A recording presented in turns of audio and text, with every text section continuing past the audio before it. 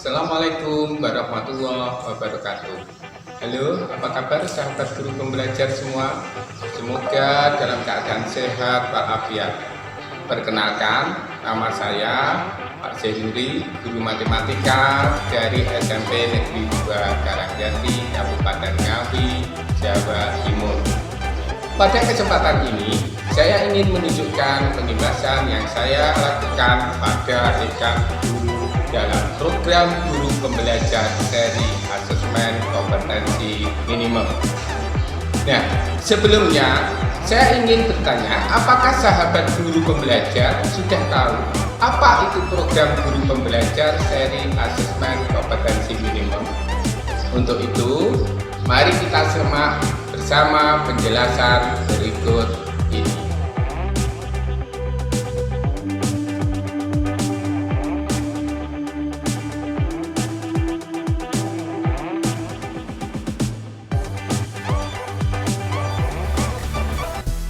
Orientasi guru belajar seri asesmen kompetensi minimum. Guru belajar seri asesmen kompetensi minimum terdiri dari dua tahap, orientasi dan bintek serta pengimbasan.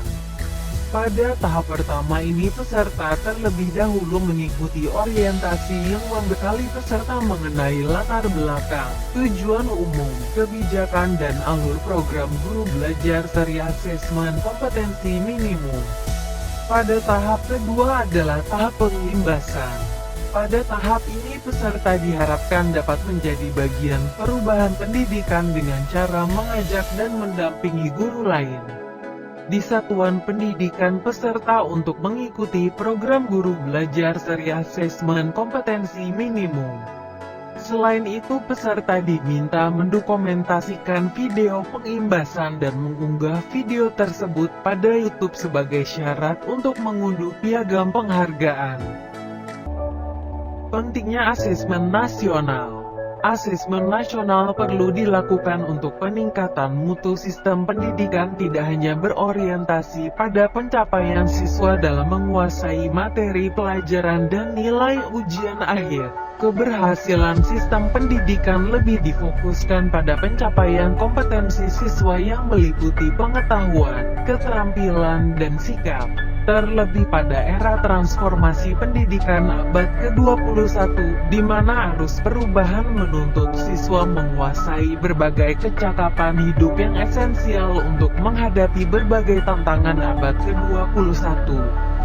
Di mana siswa memiliki kecakapan belajar dan berinovasi, kecakapan menggunakan teknologi informasi, kecakapan hidup untuk bekerja dan berkontribusi pada masyarakat. Tujuan dan manfaat asesmen nasional. Asesmen nasional menghasilkan informasi untuk memantau perkembangan mutu dari waktu ke waktu dan kesenjangan antar bagian di dalam sistem pendidikan. Asesmen nasional dimaksudkan sebagai peta awal mutu sistem pendidikan secara nasional. Teknis pelaksanaan asesmen nasional. Peserta asesmen nasional atau AN yaitu seluruh satuan pendidikan. Tidak semua murid dan pemilihan peserta berupa sampel secara acak. Jenjang pelaksanaan asesmen nasional ini terdiri dari SDMI dan paket AUL, SMP, MET dan paket B, WUSTA, SMA, SMKMA dan paket C, Ulia. Pelaksanaan asesmen nasional dilaksanakan selama 2 hari. Secara teknis pelaksanaan asesmen nasional dilaksanakan berbasis komputer dan bersifat adaptif, yaitu pertanyaan yang disajikan bergantung pada kemampuan siswa. Bentuk soal asesmen nasional AKM terdiri dari pilihan ganda. Pilihan ganda kompleks menjodohkan, isian singkat dan uraian. Asesmen nasional juga akan diikuti oleh semua guru dan kepala sekolah di setiap satuan pendidikan.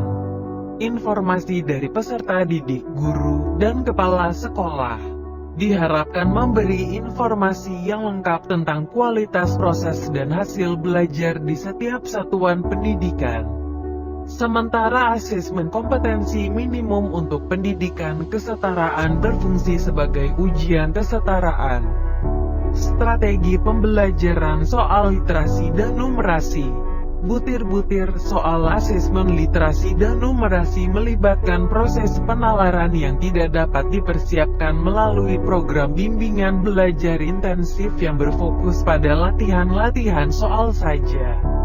Proses penalaran siswa justru perlu lebih banyak dikembangkan dan dipupuk melalui strategi pembelajaran di kelas. Tindak lanjut laporan hasil asesmen nasional. Pelaporan hasil asesmen kompetensi minimum dirancang untuk memberikan informasi mengenai tingkat kompetensi siswa pada kompetensi dasar literasi membaca dan numerasi pada satuan pendidikan. Cara daftar program belajar Seria KM sebagai berikut.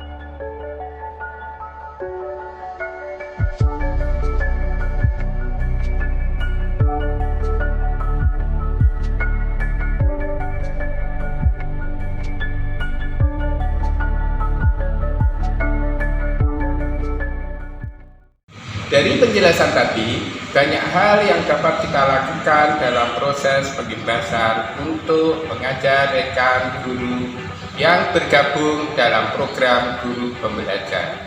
Misalnya, melalui musyawarah guru mata pelajaran atau MGMP, rapat di sekolah, atau pertemuan yang lain. Sedangkan bagi sahabat guru pembelajar yang tidak dapat bertemu secara langsung, dapat melakukan media sosial, misalnya WhatsApp, Twitter, Facebook, atau video pembelajaran.